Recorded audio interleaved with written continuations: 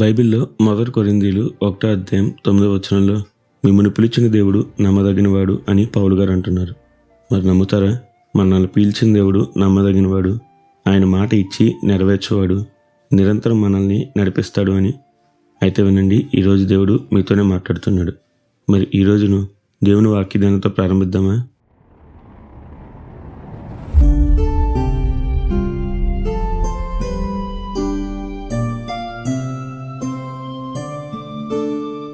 మీరు ఎప్పుడైనా బైబిల్లో అబ్రహామును దేవుడు పిలిచిన పిలుపుని గురించి ఆలోచించారా? ఆదికాండం 12వ ప్రారంభంలో మనం దేవుడు అబ్రహామును పిలవడం గమనించవచ్చు.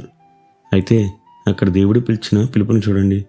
ఆయన అబ్రహాంకు ఏ దేశానికి పంపిస్తాడో చెప్పలేదు, అది ఎక్కడ ఉందో చెప్పలేదు. కానీ మొదటే అంటున్నాడు, అబ్రహమా, నీ దేశాన్ని బంధువులను విడిచి నేను చెప్పే దేశానికి వెళ్ళు అని.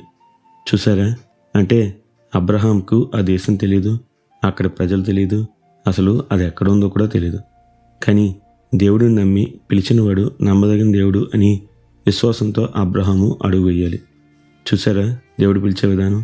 అవును, దేవుడు ఎప్పుడు మనకు ఒక వాగ్దానం చేస్తాడు.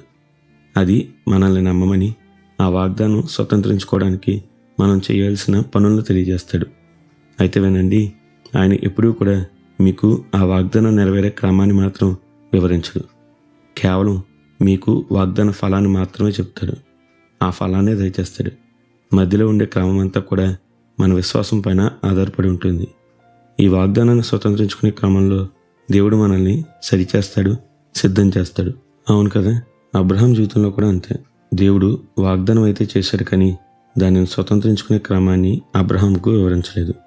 కానీ ఒకదాని తర్వాత ఒకటిగా 20 సంవత్సరాలు అతన్ని సరిచేసి సిద్ధం చేసి తన 100 సంవత్సరాల ముదిమి వయసులో ఇస్సాకును దయచేశాడు. ఈరోజు దేవుడు మీకు వాగ్దానం చేశాడా? అయితే వినండి, వాగ్దానం చేసిన దేవుడు నమ్మదగినవాడు. ఆయన మీకు చెప్పింది చెప్పినట్లు చేయండి. ఆయన పిలుపునకు లోబడండి. ఎందుకంటే దేవుడు గమ్యాన్ని చెప్తాడే కానీ మార్గాన్ని మాత్రం ఒకదాని తర్వాత ఒకటిగా నడిపిస్తాడు. ఈ దారిలోనే మిమ్మల్ని ఆ వాగ్దానం పొందుకోవడానికి సిద్ధం చేస్తాడు.